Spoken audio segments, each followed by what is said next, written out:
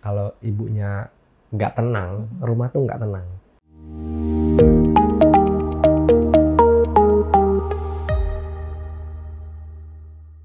Halo Bunda, selamat datang di podcast Halo Bunda, persembahan spesial dari Generos sebagai teman Bunda dalam mendampingi tumbuh kembang si kecil. Balik lagi nih bersama saya Prisa dan juga Dokter Andreas. Nah, tapi sebelumnya buat bunda-bunda dan ayah yang belum tahu Generos itu apa sih? Jadi Generos merupakan suplemen herbal untuk anak yang terdiri dari 100% bahan alami. Nah, fungsi utama Generos ini untuk membantu gangguan dari bicara dan bahasa pada anak.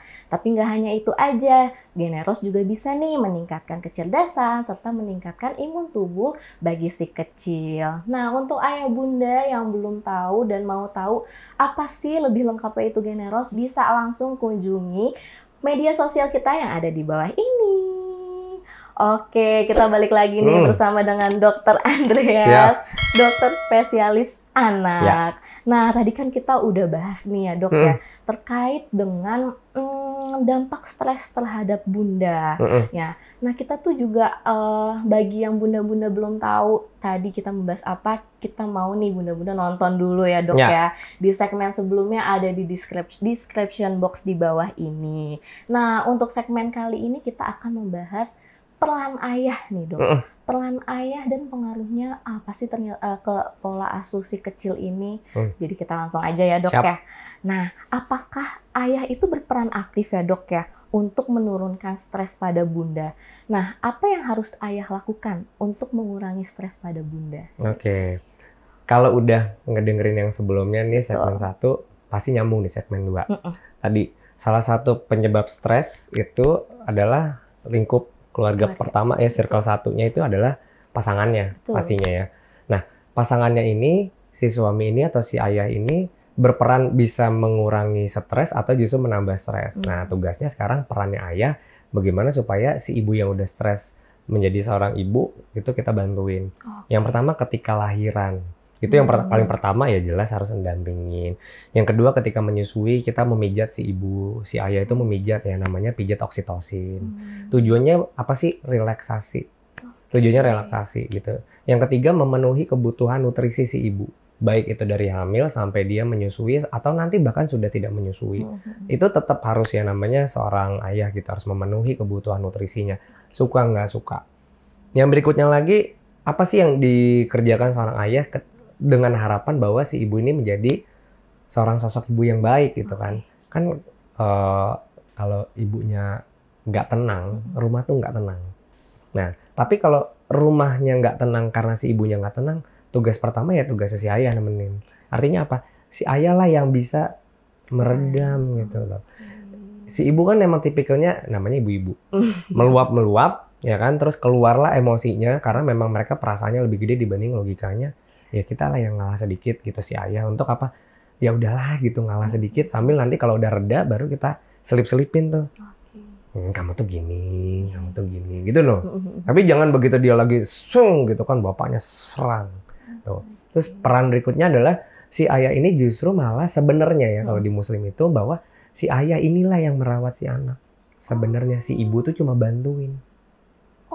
Kan kita tuh di Indonesia kan patrialism ya. Patrialism itu katanya si bapak cari duit aja gitu ya. Si ibu yang merawat salah. Kalau baca lagi ke kitab suci ya. Kalau di muslim itu justru si ayah itu yang merawat si anak, si ibu membantu. Tugas ibu tuh merawat siapa? Suami. Dulu sebenarnya dan membantu untuk merawat si anak. Ya kan? Tapi karena si ayah bekerja mau nggak mau si ibu berperan saat ayahnya bekerja. Tapi tugasnya pertama itu sebenarnya kayak mandiin anak, ngasih makan, masak itu tugas ayah sebenarnya. Cuman diambil alih nih. Karena apa? Ya udah deh, zaman sekarang berangkat kerja pagi-pagi buta, jam 5 udah berangkat. Nggak sempet masaknya. Ya udah deh si ibu deh yang masak gitu, bantuin. Tapi tetap tugas dan tanggung jawabnya punya si ayah. Jadi yang memastikan itu sebenarnya siapa? Ayah. Bukan ibu. Terbalik kan? Iya. Bener nggak? Betul. Nah, ketika itu diambil alih sama si ibu yang jadi bertanggung jawab. Akhirnya apa? Ibunya stres. Udahlah dia pusing sama menyusui, dia juga yang memikirkan. Akhirnya apa? Betul. si ibu lah yang megang semua, si ayah ya udah, yang penting aku cari duit, selesai permasalahan. Nggak boleh. Justru ayah yang bertanggung jawab penuh, ibu yang membantu. Gitu. Jadi tetap ya, yang tanggung jawab si ayahnya ini. Nah itu jadi untuk berperan membantu si ibu untuk mencegah permasalahan depresi dan segala macam ya tugasnya ayah lah ya, yang membantu mentanggung jawabi semuanya. Nih ternyata nih aku belum spill pertanyaan kedua itu udah agak-agak di spill sama dokter nih. Nah selanjutnya juga kayak tadi seperti sama relate nih di pertanyaan yang pertama. Di Indonesia itu kan tadi sudah dokter bilang ya, kental dengan budaya patriarki, di mana ayah tidak mengurus terlibat langsung terhadap anak karena ayah tugasnya mencari nafkah. Nah pertanyaannya nih dok, apakah sih dampaknya jika seorang suami itu terlibat dalam mengasuh dan menemani tumbuh kembang anak? Dampaknya nanti apa sih dok? Nah, dampaknya bagus pastinya. Justru dampaknya positif. Aku pernah buat konten gitu ya, bahwa apa bedanya anak yang dirawat, dibesarkan bersamaan dengan ayah. Jadi bukan si ibu aja yang bertanggung jawab sendiri gitu. Tapi si ayah justru berperan terhadap tumbuh kembangnya. Selain tadi, ya kan berperan untuk mencari nafkah, jelaskan gitu.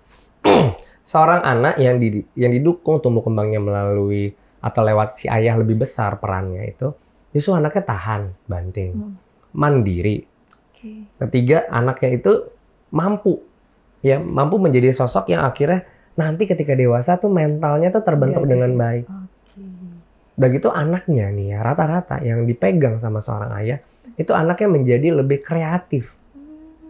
Kenapa? Pemikiran bapak-bapak tuh kan logika jalannya. Jadi kita ngasih tahu si anak bahwa ayo ikut aku gitu. Bahwa ini ada logika, jalan kreatif gitu. Kalau si ibu biasanya kurang. Kenapa? Biasanya terstruktur tuh. Nah, laki-laki kadang cepat. Anaknya jadi lebih kreatif. Bagus nggak? Bagus dong. Artinya apa? Jadi problem solvingnya si anak itu menjadi lebih nyata gitu dan lebih keluar bahwa anaknya mampu untuk menyelesaikan masalahnya sendiri tanpa harus dibantu-bantu. Karena kalau lihat ibu-ibu, anaknya jatuh cepat ditarik, dipegang sayang gitu kan. Kalau bapaknya udah biarin aja situ. Biarin aja situ bukan karena nggak sayang, tapi karena tahu anaknya tuh mampu bisa berdiri sendiri tanpa harus dibantuin sama bapaknya. Tujuannya apa? Hidup itu nggak seringan itu, hidup itu tidak semudah itu. Ya kan? Betul. Artinya apa? Ya coba kamu berdiri sendiri dengan kemampuan dan tenaga kamu sendiri. Nah itu. Jadi dampaknya adalah anak menjadi lebih mandiri, lebih tahan banting, lebih kreatif ketika si ayah berperan dalam tumbuh kembangnya. Nah, bukan justru jadi negatif. Oh, kalau ntar si anak perempuan dirawat sama bapaknya jadi lebih nggak ada hubungannya. Itu bagus kan? Iya. Kan enak ibunya bisa apa? Bisa me time. Iya. Apa tuh gini-gini? Mini pedi. Ke salon bapaknya nemenin kan enak sebenarnya. Me time gitu ya. Kan me time-nya ibu dapat. Jadi ketika si bapak berperan dalam tumbuh kembang anak, si ibu kan punya waktu untuk dirinya sendiri, untuk merawat dirinya sendiri. Kan bagus. Iya. Berarti itu membentuk pola juga ya dok ya. Betul. Jadi membentuk karakter juga ya seorang ayah ini. Wah ini insight banget buat saya sih dok. Nanti kalau saya udah berkeluarga ya. Ini bisa juga nih ayah bunda nih yang nantinya juga mau berkeluarga mungkin ya dok ya. Ada juga nih. Terus juga harus pilih-pilih nih laki-laki yang bisa menjaga dan mendidik seorang anak. Nah tadi kan juga sudah dijelaskan sama dokter ya. Ada beberapa pola asuh ayah itu turun ke anak. Nah pernah juga sih dok, aku tuh baca terkait dengan studi yang menyebutkan bahwa pola makan anak itu diturunkan dari pola makan ayahnya. Apakah itu benar? Nah, jika benar, apa yang harus dilakukan oleh seorang ayah jika anak mengalami picky eater? GTM zaman sekarang ya. Betul. Jadi GTM atau picky eater beda. Kita bedain dulu. Ya. GTM itu semua anak akan ngadepin. Semua. Jadi di fase usia tertentu, usia 1 tahun itu anak akan mengalami GTM. Tapi tidak semua anak GTM menjadi picky eater. Karena picky eater itu adalah memilih suatu makanan tertentu, ya kayak misalnya dia sukanya dari protein, dia sukanya ayam doang. Nanti atau dari karbohidrat dia sukanya misalnya mie doang. Itu picky eater. Ya, nanti kalau picky eater jadinya ntar ada lagi penyakit yang lebih berat namanya ARFID ya, itu lebih itu susah lagi ya gitu. Nah, apakah tadi pola makan si ayah berperan penting atau bisa ya diturunkan kepada si anak? Sebenarnya nggak gitu. Jadi gini, maksudnya adalah kebiasaan ayah yang dilakukan di rumah itu yang dicontoh sama si anak. Gitu. Artinya ketika si ayah tadi mendampingi anak saat makan, anaknya bisa melihat bahwa contohnya nih si ayahku ini makannya begini, lihat. Gitu ya. Jadi apa yang dilakukan sebenarnya itulah yang dicontoh, bukan diturunkan. Karena secara genetik kan harusnya ya bapak iya, ya ibu iya kan dua-duanya. Jadi misalnya ibunya picky eater, ayahnya nggak picky eater ya bisa dua-duanya. Tapi balik lagi, si picky eater itu kan justru bisa dibentuk. Ya kan? Apakah nanti jadi picky atau tidak jadi picky gitu sebenarnya. Ya kan balik lagi tadi membentuk kebiasaan. Nah, kebiasaannya itu yang paling bagus sebenarnya ada ayah yang berperan penting. Kenapa? Tadi si anak itu entah kenapa dalam penelitian tuh seneng lihat si ayah. Makannya tuh jadi anak tuh tertarik. Kenapa? Tiap hari dilihat emaknya. Sebagai contoh. Nenen tiap hari nempel emaknya. Tiba-tiba pas makan ada bapaknya di situ kan happy. Bener ya? Nah, jadi dia lebih tertantang bahwa ada ibu dan ada bapak. Jadi dia lebih suka bahwa eksplorasi makanannya itu ternyata ada kedua orang tuanya di situ. Sebenarnya begitu mungkin penelitiannya. Jadi lebih karena anak itu kan sering mengeksplor ya dok ya. Betul. Jadi ada keterkaitan keterlibatan di situ ya antara rasa penasarannya juga ya dok ya yang akan membentuk dari segi pola makan terhadap ayahnya. Nah mungkin di sini ayah bunda nih coba boleh nih sharing-sharing ada nggak sih kebiasaan yang sama juga nih yang diturunkan oleh si kecil dari ayah atau juga bunda juga bisa ya dok ya. Nah coba yuk kita sharing-sharing di bawah komentar ini. Oke, nah jika tadi nih dok misalnya anak itu mengalami picky eater atau GTM. Apakah dapat diberikan suplemen untuk tetap memenuhi kebutuhan nutrisi harian anak? Nah, dan sampai kapan sih suplementasi ini tuh boleh dilakukan oleh ayah atau bunda? Apakah ada batasannya? Oke. Jadi kalau ngomongin suplemen tuh kayak lingkaran setan ya. Oh, kenapa tuh dok? Kalau nggak makan, nggak dapat vitamin, nggak dapat nutrisi. Kalau nggak dapat nutrisi, nggak mau makan. Muter ya. Yang mana duluan nggak tahu nih. Ya kan nggak tahu. Prinsipnya gini, anak nggak mau makan, otomatis makronutrien, mikronutrien pasti kurang, bener ya? Kekurangan makronutrien dan mikronutrien menyebabkan tidak bertumbuhnya seseorang. Ketika tidak bertumbuhnya seseorang, otomatis tidak berkembangnya seseorang. Tidak berkembangnya seseorang, otomatis sistem imun juga tidak baik. Sistem imun tidak baik, otomatis anaknya sakit. Kalau sakit, asupan nutrisi makin jelek. Asupan nutrisi makin jelek. Vitamin yang nggak ada, karbo. Balik lagi kan, muter aja. Yang mana duluan? Udah. Ini kan nggak tahu. Jadi gimana caranya? Jadi bukan wajib pemberian suplementasi tambahan. Nggak. Jadi prinsipnya adalah ketika kita mulai MPASI atau kita mulai ASI eksklusif kan itu kita harapkan bahwa ASI si ibu itu memenuhi kebutuhan sampai 6 bulan. Betul. Begitu di atas 6 bulan, si MPASI lah yang melengkapi kebutuhan yang tidak didapat dari ASI saja.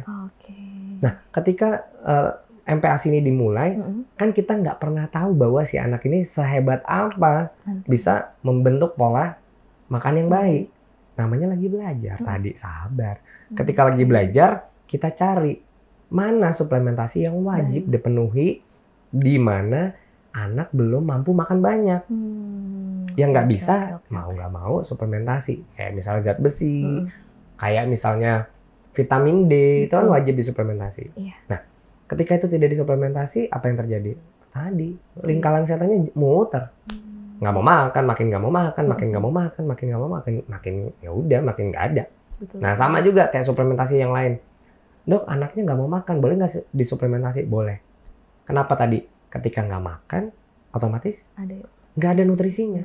Kalau nggak ada nutrisinya, makin mah terus jalan kan. Kan kita mau motong. Selain kita nanti perbaiki pola makan, ya kita boleh dong suplementasi dulu. Ya kan, vitaminnya sesuai dengan kebutuhannya. Jadi harus konsultasi juga. Jangan main beli-beli aja sendiri gitu kan. Aku mau beli si A, si B, si C karena kata si ibu A gitu. Jangan.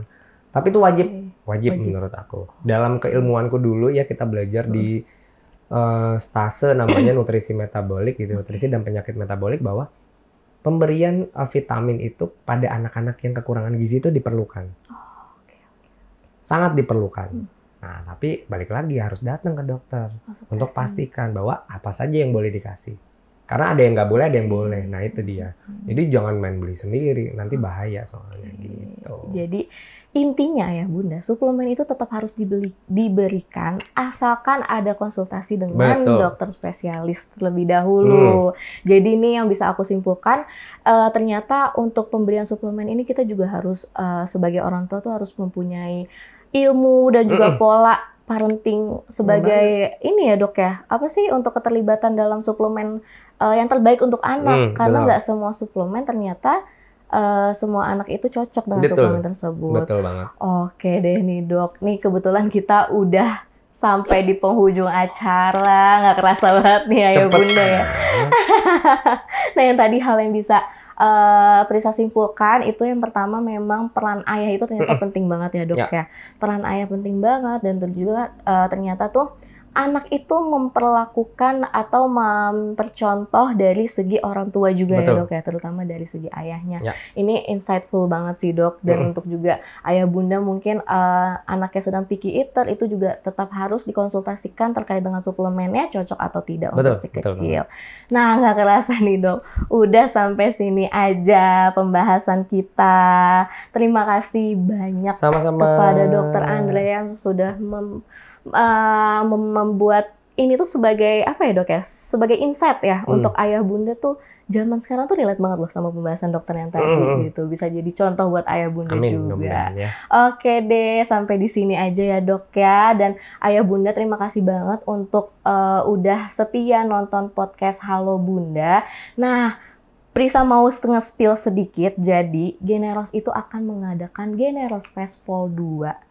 Yang pastinya ini berkaitan dengan seorang bunda. Karena kita akan memperingati Hari Bunda pada saat nanti Desember, bulan Desember. Jadi buat bunda dan ayah yang penasaran tuh ternyata Generos itu apa sih, bisa langsung kunjungi ke Instagram atau juga TikTok Generos yang ada di bawah ini. Jadi kita tuh nanti akan ada lomba dan juga ada workshop gitu. Jadi nanti stay tune terus ya ayah bunda, dan terima kasih banyak dokter. Sama-sama Mbak. Terima kasih banyak ayah bunda udah setia nonton. Jadi jangan lupa di like, komen, dan juga di subscribe. Juga jangan lupa untuk di-share untuk ayah bunda, teman-temannya semua tuh agar tahu nih mengenai tips and trik perkembangan tumbuh kembang anak di dalam podcast Halo Bunda. Oke deh, segitu aja. Terima kasih dari Prisa pamit, dari dokter juga pamit.